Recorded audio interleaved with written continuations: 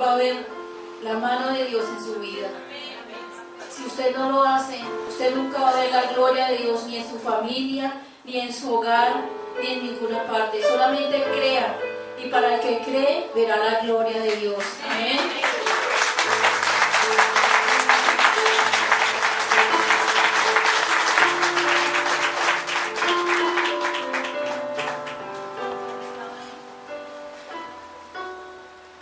Que nosotros no seamos los que tenemos esa raíz suelta, sin falta de tierra. Dice el Señor, pero no tienen raíz en sí, sino que son de corta duración, porque cuando viene la tribulación o la persecución por causa de la palabra, luego tropiezan. Una planta tiene que estar bien arraigada en la palabra y en la fe en el Señor Jesucristo. Amén.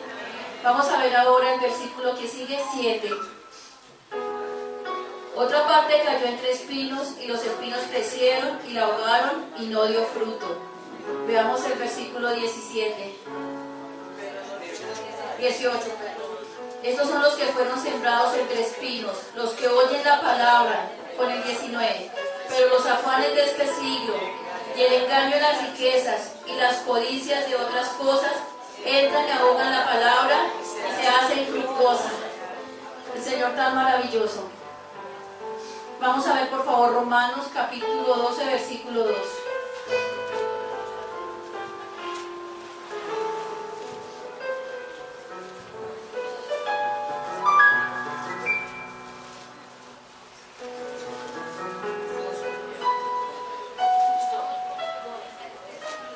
Amén. Vamos a leer todo, dice, no os conforméis a este siglo, sino transformaos por medio de la revelación de vuestro entendimiento, para que comprobéis cuál sea la buena voluntad de Dios, agradable y perfecta. ¿Usted sabe cuál es la voluntad de Dios? Que crea en el Hijo para que tenga vida eterna. Dice, no os conforméis a este siglo, sino transformaos por medio de la renovación de vuestro entendimiento, para que sepáis cuál es la buena voluntad del Señor, agradable y perfecta. Si usted se conforma a las cosas de este mundo, nunca va a conocer a Jesús y nunca va a estar en el plan perfecto de Dios. Usted va a ser como volvemos por favor otra vez a Marcos, versículo 18. Estos son los que fueron sembrados entre espinos, los que oyen la palabra, pero los afanes de este siglo. ¿Cuáles son los afanes de este siglo? ¿Qué es más importante para usted que Dios?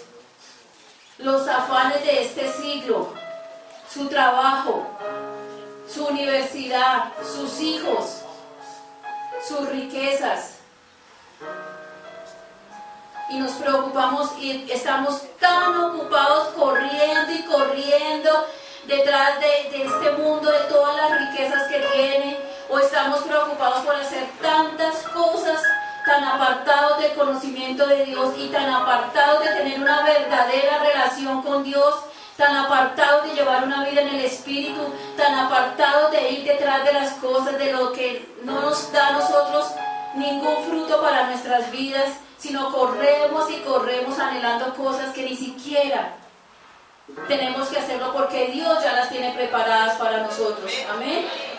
Y he visto la mano de Dios en muchas ocasiones que hemos descansado en el Señor y el Señor dice, tome, usted no corra detrás del problema, no necesita hacerlo, descanse en la presencia de Dios.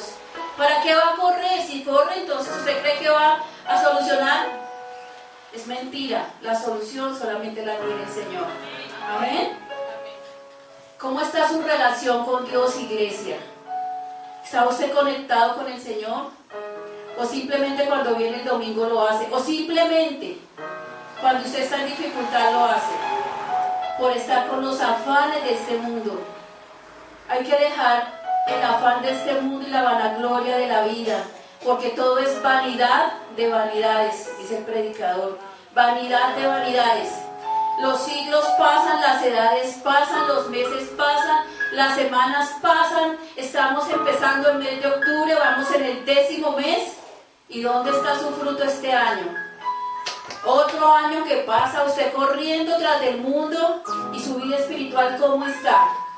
Pasan los años, sigue usted siendo el mismo, procurando de pronto tener una casa, procurando tener un carro, procurando tener una buena carrera universitaria, procurando que sus hijos estudien. Eso es importante, pero más importante es buscar el reino de Dios. ¿Cuántos lo creen? Porque los afanes y todo esto pasa. Hace un mes y medio que murió el Joey Arroyo y se fue con su música a la tumba, ya, ahí quedó. Y a pelearse la gente por lo que él dejó, por las riquezas de este mundo. No estoy diciendo que las riquezas no sean importantes. Yo quiero mi casa con jacuzzi. Amén. Dice el Señor también que Él es el dueño del oro y de la plata. Cuando dice acá, pero los afanes del siglo y el engaño de las riquezas. La gente, ¿por qué se esclaviza tanto trabajando, buscando riquezas? Pero el Señor me dice, Nancy, yo soy el dueño del oro y de la plata. Yo soy el dueño del cielo y de la tierra. Dice que en la casa del justo hay bienes y riquezas. Y yo le he creído al Señor y es verdad. Es verdad. Porque su palabra lo dice, porque lo he visto. Amén. Dice, y las codicias y otras cosas. Algo que a nosotros no nos deja hacer es la codicia. Codiciar. Y muchas personas vienen a este lugar no por tener vida en el Espíritu, sino por codiciar lo de otros. Por codiciar muchas cosas que a usted no le corresponde. Porque usted está viviendo una vida carnal y no está viviendo una vida en el Espíritu. Cuando usted viene a este lugar o a cualquier otro lugar, no codicie lo que tiene su hermano. No sea una persona carnal. Aquí en este lugar, aquí donde nosotros estamos, todavía hay mucha gente que conoce, pero no tiene temor al Señor. Y anda siendo muy hipócrita y con pensamientos muy sucios. Que medio se para una señorita y ya le está mirando la cola. Eso es una falta de respeto dentro de la iglesia. Usted confróntese. Usted está siendo una persona. ¿Usted para qué se arregla para venir a la iglesia? Lo dije la otra vez, para exhibirse o para verdaderamente estar decorosa delante del Señor o decoroso. Es que todo esto nos ayuda a nosotros a ver en qué posición estamos delante del Señor. Si nosotros nos confrontamos, ¿yo a qué voy a la iglesia? Simplemente por religiosidad, es un engaño del diablo y es mejor que no venga. Usted debe venir a la iglesia con un espíritu dispuesto. ¿Cuántos lo creen? Usted debe prepararse para venir a rendir el culto al Señor y para recibir la palabra en el espíritu y decirle, Señor, tú me has hablado que yo no tengo que ser más un fruto, que tengo que ser semilla, que yo tengo que testificar, que tengo que ser una familia que dé testimonio. Porque nos reunimos aquí en este lugar, porque la gloria del Señor está en este lugar. Y la palabra dice que donde hay uno más en su nombre, Él está en este lugar. Amén. Cuando yo me confrontaba en esta palabra, tenemos que quitar eso que dice el Señor, la codicia de otras cosas. No codiciemos, dice el Señor. No codiciemos ni la mujer ni el hombre de nuestro prójimo. Usted confórmese con lo que el Señor le dio. Y si usted lo escogió, es porque usted lo amaba. Y porque si usted cree en el Señor, va a estar con Él para siempre. Amén. Y recordemos que sin santidad, nadie va a ver al Señor. Y nosotros tenemos que guardarnos. No digo, uy, no, que la pastora que es santa, que es perfecta. No, en mí también hay pecado. Pero yo me arrepiento todos los días delante del Señor. Y busco llevar una vida en santidad. No para demostrarle a nadie, sino para demostrarle que el Espíritu de Dios vive en mí y que yo soy casa de Dios, templo del Espíritu Santo, como cada uno de ustedes. Amén. Eso es lo que nos impide a nosotros llevar la vida de fe. Eso es lo que nos impide a nosotros dar testimonio del Señor, hacer los discípulos. Vamos a leer el versículo, pues sigue allí.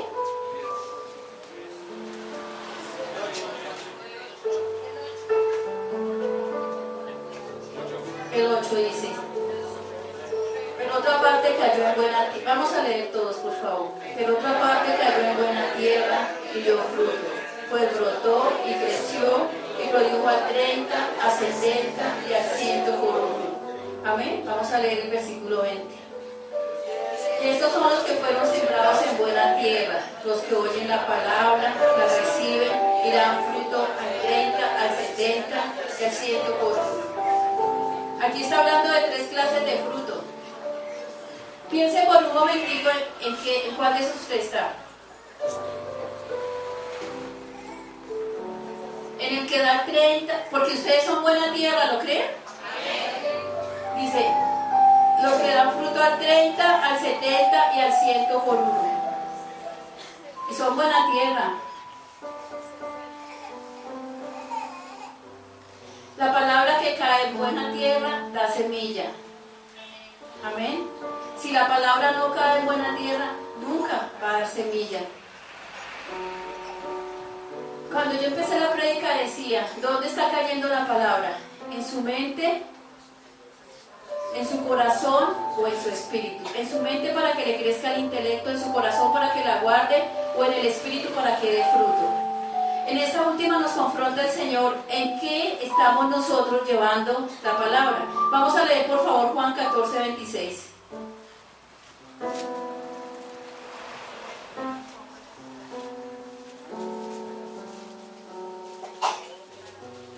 Dice, mas el Consolador, el Espíritu Santo, a quien el Padre enviará en mi nombre, pues les enseñará todas las cosas y os recordará todo lo que os he dicho. El Espíritu Santo mora en ustedes. ¿Cuántos dicen amén? Con poder. Que tengan el poder del Espíritu Santo. El Espíritu Santo mora en cada uno de nosotros. Pero para nosotros poder ser buenos sembradores y ser buena semilla, hay que tener claro 3 puntos muy importantes en su vida. Primero, el conocimiento. ¿Cómo podemos conocer? Por medio de la palabra. El conocimiento es la forma literal de lo que dice la Biblia. Amén. La sabiduría es expresar el conocimiento. Y Jesús expresó a sus discípulos no el conocimiento, sino la sabiduría. Porque nosotros podemos tener un conocimiento de la Biblia. Ustedes pueden leer la Biblia con conocimiento. Uy, sí, estamos leyendo Mateo y entendimos en el capítulo 1 que habla de la genealogía de Jesús, que Jesús vino. Eso es tener conocimiento. Y usted lee Mateo 2 y entiende. Pero sabiduría es poder entender, expresar el conocimiento que Jesús está diciendo. Cuando nosotros vemos la parábola del sembrador, el Señor usó el conocimiento, la sabiduría y el poder. A los que estaban afuera les habló en parábola. O sea, les habló para que no entendieran. A sus discípulos, ¿con qué les habló? Con sabiduría, y expresó la parábola para que ellos entendieran. Ellos entendieron porque el Señor la dijo con sabiduría y les explicó. Les dijo, esta es la parábola. La parábola es algo que uno quiere decir para que no entienda. Como decir, yo quiero decir algo sin querer decirlo. Como con otras palabras. Es algo controversial, pero lo que el Señor les estaba explicando a ellos, les dijo, a ellos les hablé con parábolas, pero a ustedes les voy a hablar con entendimiento y con sabiduría. Nosotros debemos tener el conocimiento literalmente de la Biblia. ¿Cuántos lo creen? Pero también debemos pedirle al Señor la sabiduría para poder expresar el conocimiento. Porque usted puede coger un libro y leerlo todo, pero si usted no tiene la sabiduría para explicarlo, nadie lo va a entender. Entonces nosotros debemos pedir la sabiduría, así como el Señor le dijo a sus discípulos, yo a ustedes les he dado a conocer el reino de los cielos, mientras que a ellos no entendieron. Eso lo vemos en el versículo, por favor, versículo 11, y dijo, y a vosotros he dado a ver el misterio del reino de Dios, más a los que están fuera por parábolas todas las cosas. El Señor habla por muchas parábolas en los evangelios y predicaba a mucha gente, dice, para que no entiendan y se conviertan a mí. O sea, el Señor les hablaba con conocimiento, pero no les dejaba entender la sabiduría. La sabiduría es poder expresar lo que el Señor nos está mostrando, el conocimiento, la revelación, la guía de su palabra. ¿Me hice entender? Tenemos que pedir al Señor que sabiduría para poder expresar el conocimiento, pero también debemos tener poder. Poder es ejercer la sabiduría y el conocimiento.